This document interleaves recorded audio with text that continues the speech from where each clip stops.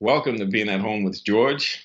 And you notice I didn't talk about being at home with George during COVID. We want to pick up where we left off last week, which is moving into a future that we want to live into, creating a future that we're excited, motivated, inspired to move into. And so, in order to do that, we have to continue the process of creating the ability to embrace things, saying yes to whatever comes up, and at the same time, generating hope. So how do we do that? How do we get out of this time of being in survival mode and start moving towards growth mode, or instead of being locked down, opening up and then creating and rebuilding in most cases, or renewing, resetting? And so to me, it's important, and I reflect on my own experience of life. And I think that the first step has to do with this idea of assumption of personal responsibility, not engaging in the B and the D. Now, what I call the B and the D is the blame and denial, because as long as we blame other people or deny something is happening, we're not able to take responsibility. And everything begins with the self. And so I remember in the program, the phrase, let it begin with me.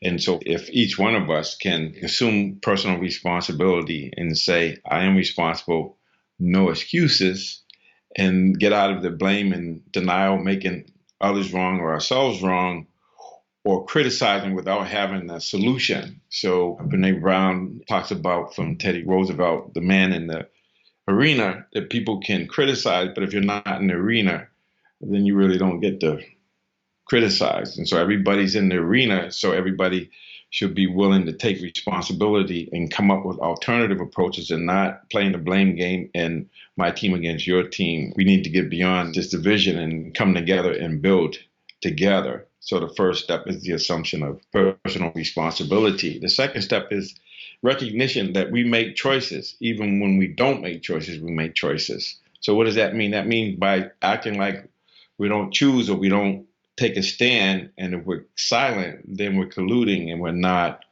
part of the solution. We're part of the problem. So the idea of making choices and realizing that we have this capacity, believe it or not, to create space between stimulus and response. And in that space, we have the freedom and power to choose.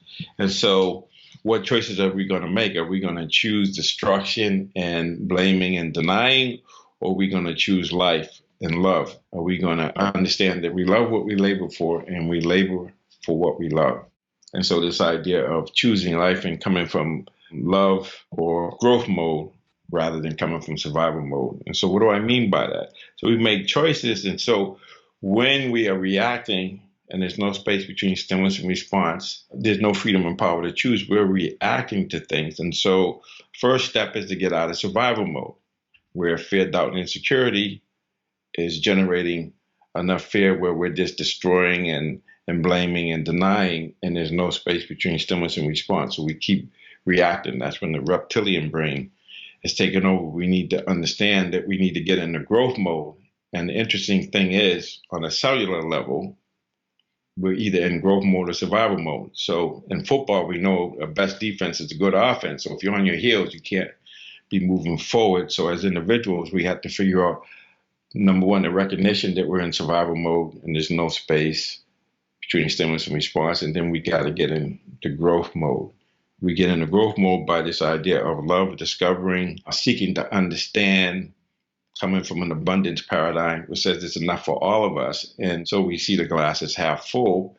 And now we're coming from abundance, and we're willing to seek the lessons and to seek to understand what's going on, because we have this amazing masterpiece within, and we have this amazing mind and heart. So we have to develop both reason and love. And so this is what's important, is we have this ability to imagine or to see ourselves, project ourselves into the future in a way where we can create things, because all things are created twice, once internally in the mind and then in physicality by acting that out. And so just think about it right now. You see a lot of people just focusing on what's wrong, blaming people, and nothing is getting done. We need to be able to say, yeah, this is wrong. And yeah, we don't have to blame or deny it. We just need to accept it and say, yes, how do we fix it? How can we do it so that everybody is involved, and that we start to make choices that are in alignment with who we say we want to be and what we say we want to do. And so for me, I think about it in a lot of different ways. I have a lot of issues with my body, and I've been getting massages for years. And when I go to a massage therapist, the challenge is that oftentimes they don't have unscented oils or lotion. And I've dealt with that for many years. And the impact of that is that it gets into my clothes and I can't get it out. And after I get a massage, I have to take a shower. And sometimes that's inconvenient because I'm going from one place to another. And once I decided that I wasn't going to depend on a massage therapist to have the unscented oil or lotion, I brought my own unscented lotion, and they agreed to use it. And that has changed everything. So now I just get a massage. I can go wherever I want to go afterwards. I don't have to take a shower right away. And it's a game changer. So that's a simple thing, but there's a lot of things. There's a lot of opportunities I have when I can choose to be like water and say, okay, this is what's happening. Based on what's happening, how can I choose in a way where I'm learning and I'm growing and I'm keeping it moving? And so that's the thing, is I start to see that life is this joyful discovery of myself, but also of how things work.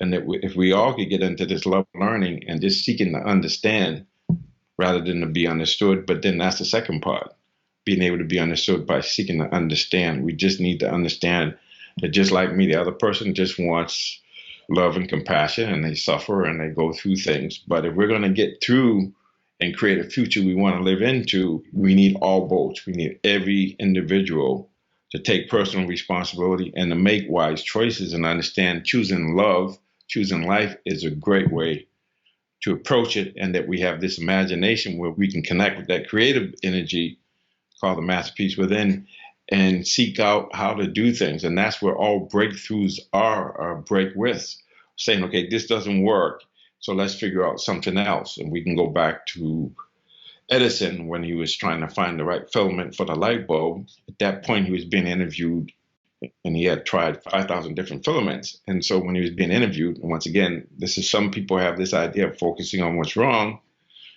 He was asked, well, you tried 5,000 different ways and it doesn't work. Are you ready to quit or to give up? And he said, no, I know exactly 5,000 ways it doesn't work. That's growth mode. That's like seeking to understand. That's like saying, okay, that didn't work. Keep moving.